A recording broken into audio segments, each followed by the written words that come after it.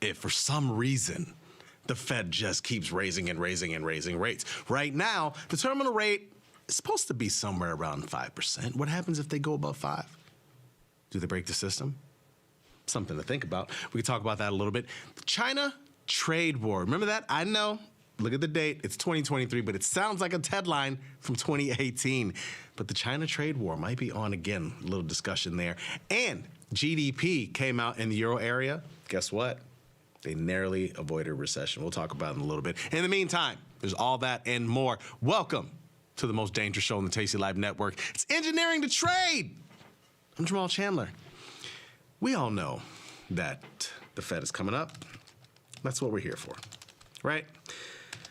Federal Reserve is in the middle of having a meeting right now. They're having tea and crumpets somewhere. And guess what? After a couple of days of just hanging out in the hotel, Jay Powell's going to come out and say what we all know is going to happen.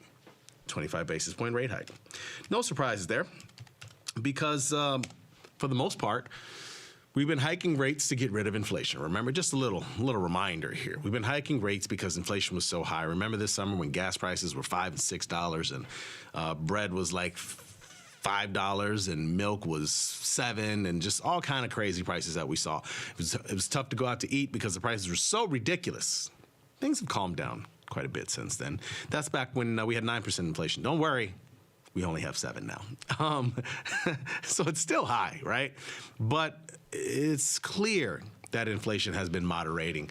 In every different metric, whether you look at PMIs or CPIs or whatever it is, inflation has come down. And so as a result, it's starting to feel like we're in a situation where we don't think that we're going to need that many more rate hikes, right? Kind of feels like it.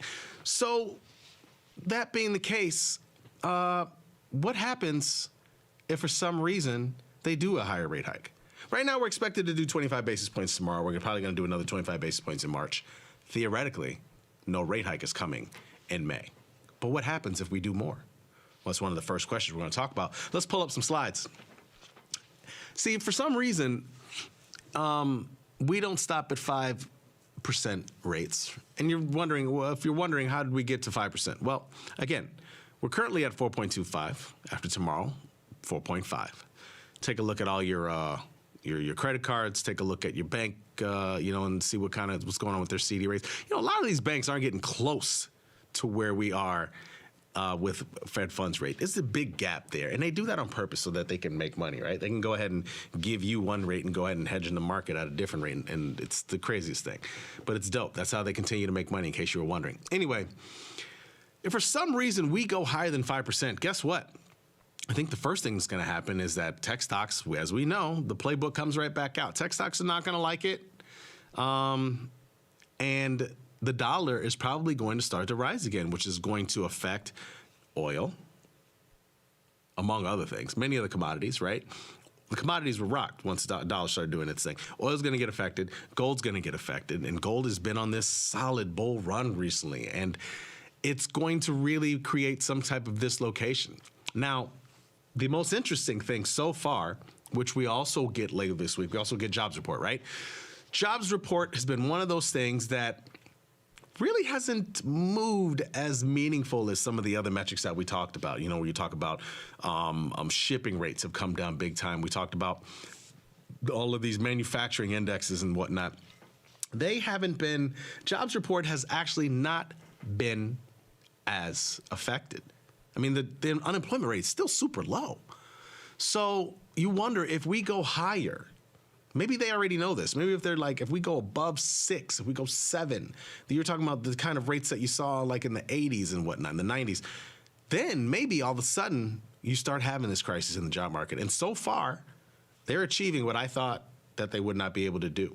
By keeping it at 5 and under, you could argue that they're achieving this soft landing thing that I really didn't think was going to be able to be possible. So I don't think we want rates to go above 5%. I'm certainly not cheering for that because I'll tell you right now, we're already seeing the housing market has really meaningfully changed. Houses were flying off the shelves a year and a half ago. Not anymore. Rates are too high. So there's all of these different things that are affected by rates, right? And obviously, since we're here to talk stocks stocks are going to get killed if we go higher, 6, 7%.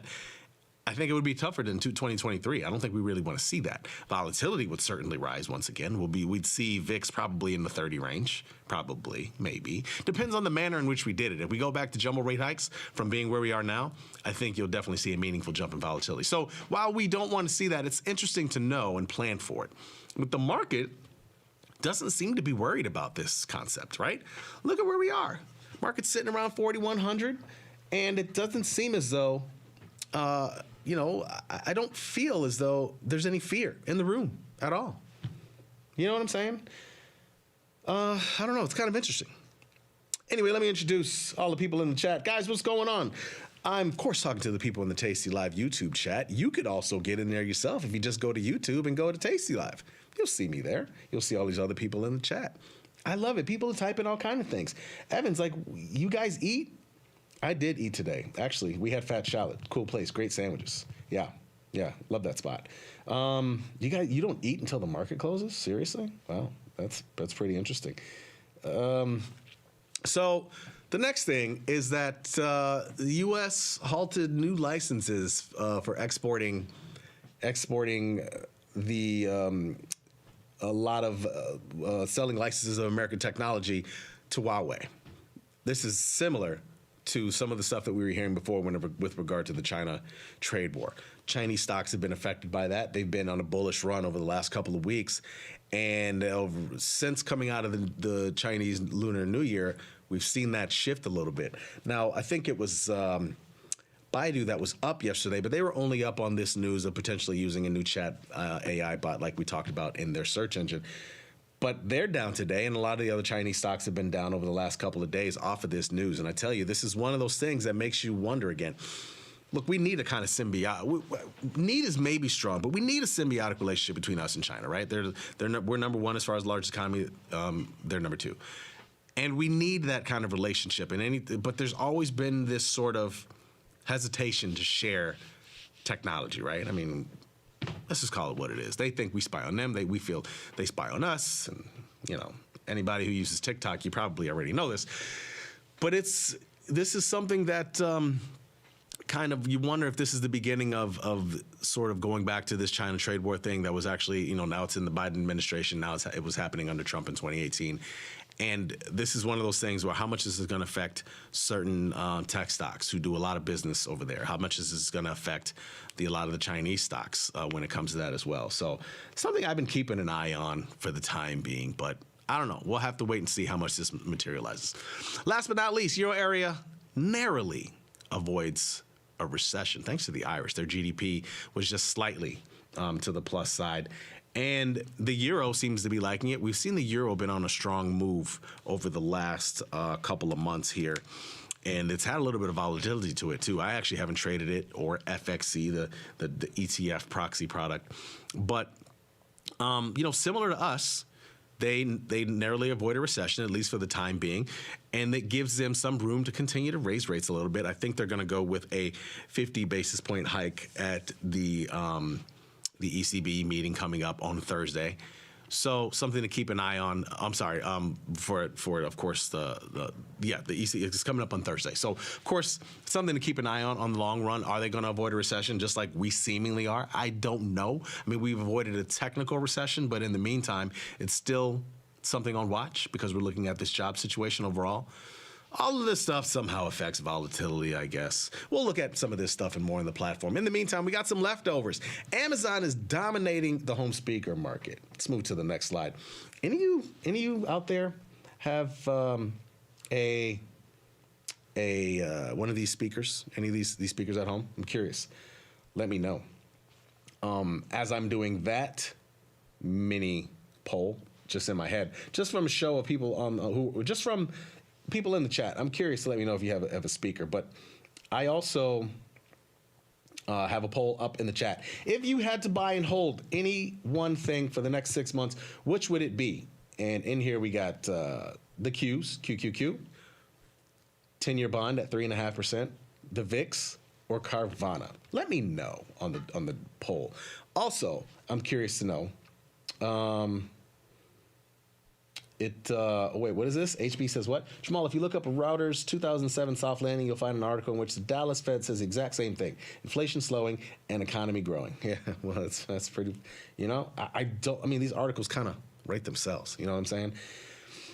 Anyway, I'm curious to know if any of you own any of these speakers. I actually don't have one in my home, but as you can see, Amazon Echo is dominating this market. 67% of people who they polled, I think it was about 2,000 people. So yeah, perfect representation of the US. But 67% of people say that they own an Amazon Echo. 27% Google Home, 21% Apple HomePod, 16% Google Nest, and 10% Sony.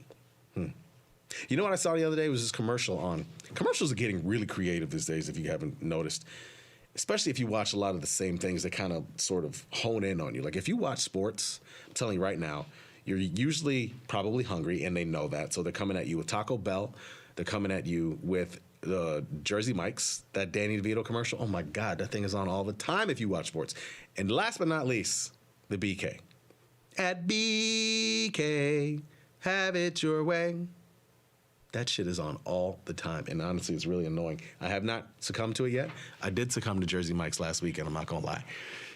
And it wasn't as good as I remember. I'm not gonna lie. It wasn't as good as I remember.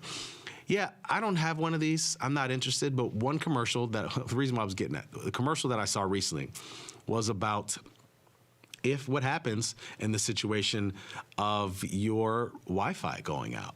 Say it goes out while you're out of town or something.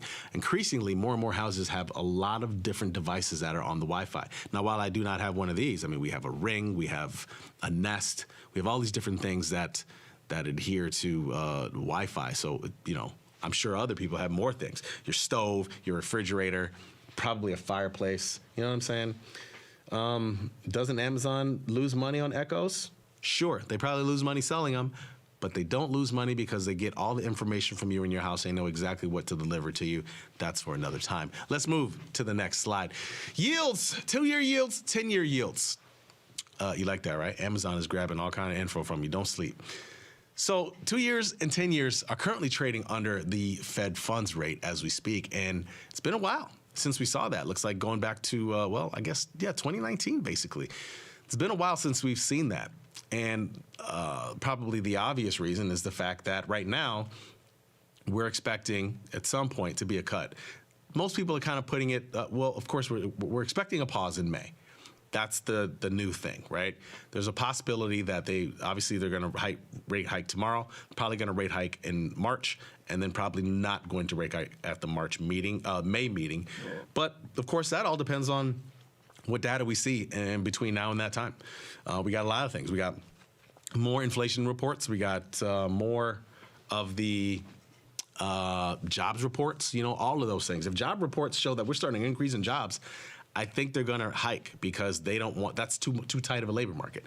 So in the meantime, we're starting to see a shift in yields to sort of say that maybe they're going to eventually stop hiking and or cut in the beginning of 2024.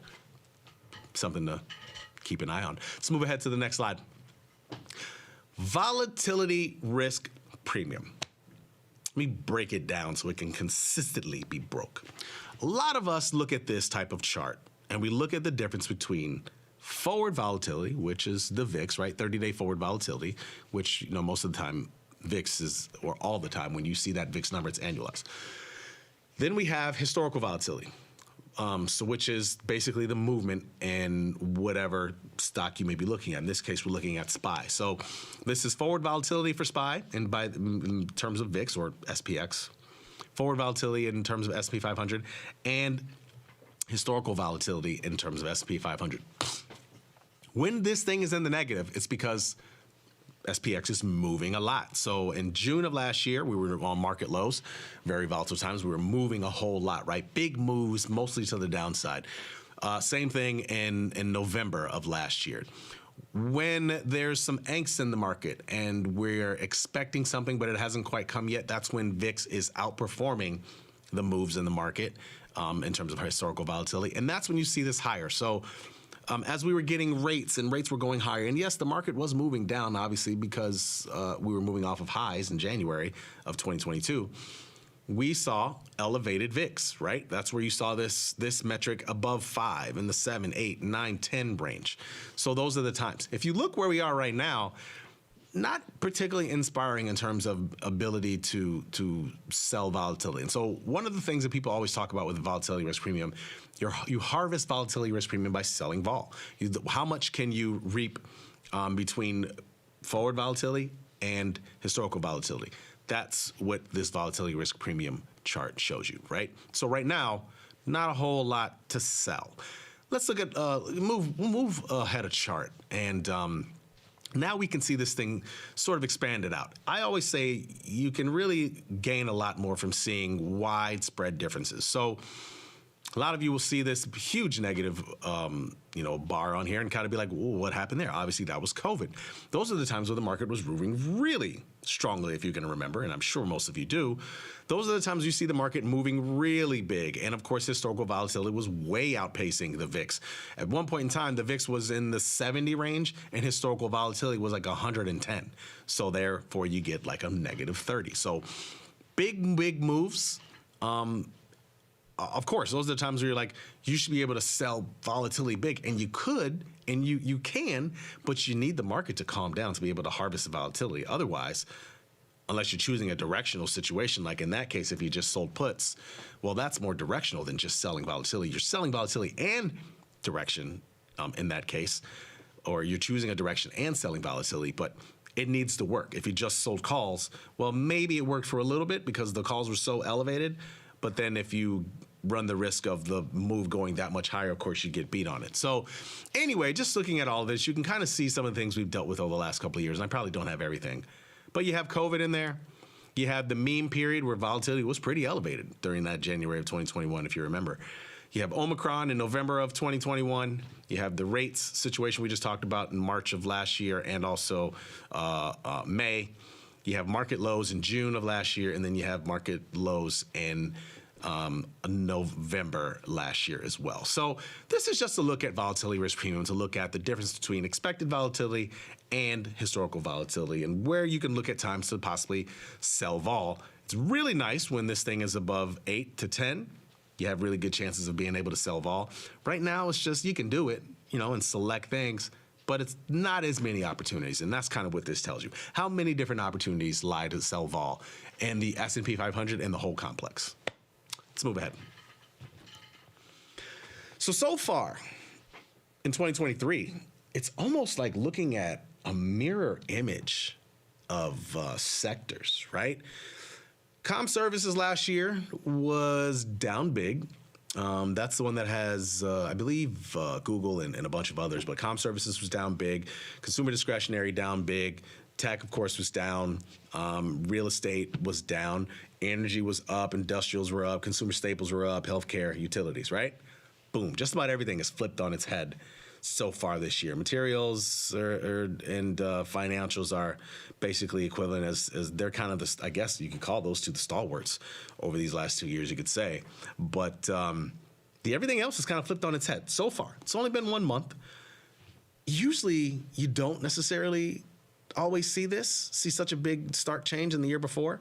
We'll see how much this continues throughout the rest of the year. Something I'll be keeping an eye on. But yeah, it's kind of interesting, right? So far, it's been somewhat of a mirror image, and you wonder how long it's gonna stay up. Of course, the tech piece, probably consumer discretionary piece, all depends on rates, right?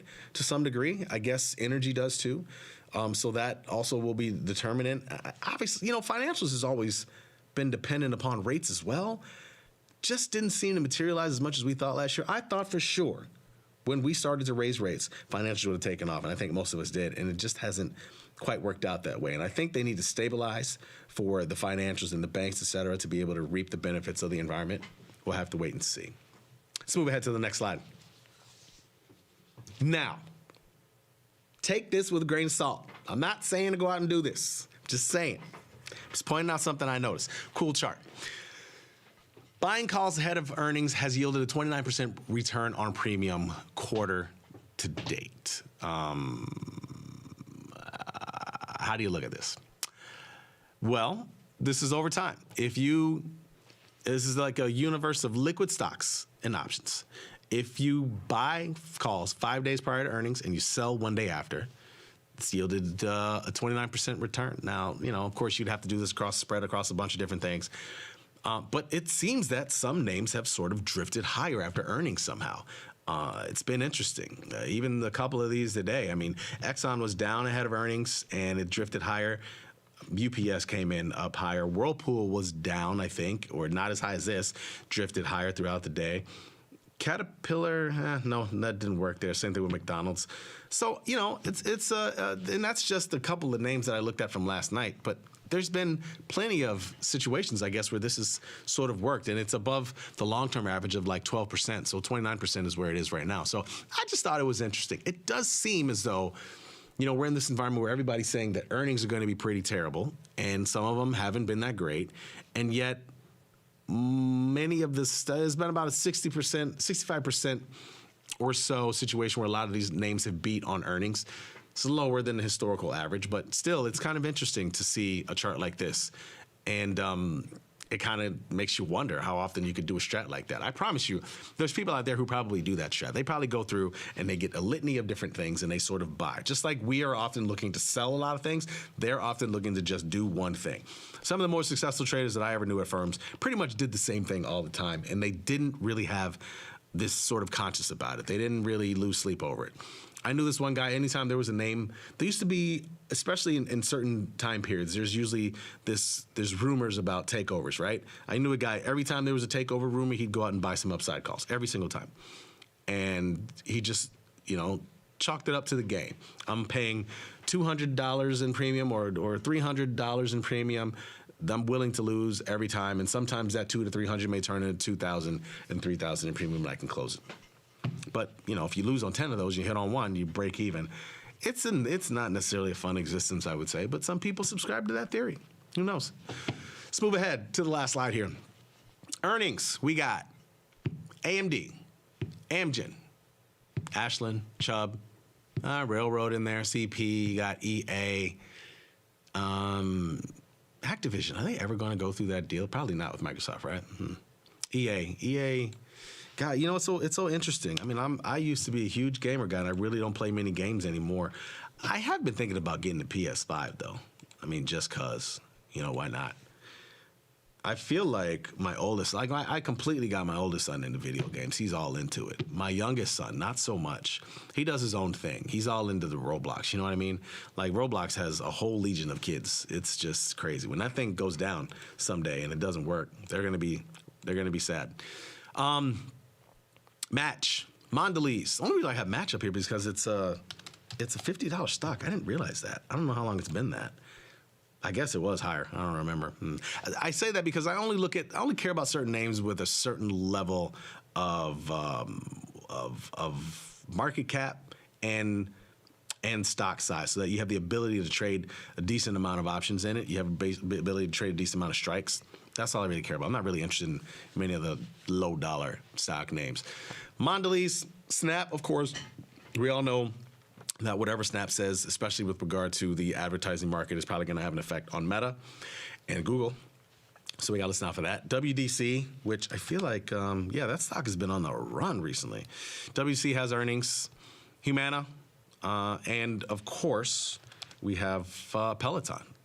Nobody's talked about that stock much recently, right? That stock has been fairly quiet in the realm of just sort of the zeitgeist of the market. Nobody's really talked about it much recently. So maybe, who knows? Maybe it has some positivity to it. I don't know. I have no idea. I wouldn't bet on it, though. FOMC, of course, is coming out tomorrow after the close. Remember, it's not the first move. It's the second move that really means something. And the second move might not come until Thursday. Who knows? Speaking of Thursday, we got Bank of England and European Central Bank going to do their rate decisions. I think it's expected they're going to do 50 basis points. They need a little bit more help. Non-farm payrolls coming out on Friday as well. We'll get to hear what happens. I imagine the number should be a little lower than last time as far as the amount of people that are employed. It doesn't seem like we're going to come off the lows of the unemployment rate, but what the hell do I know?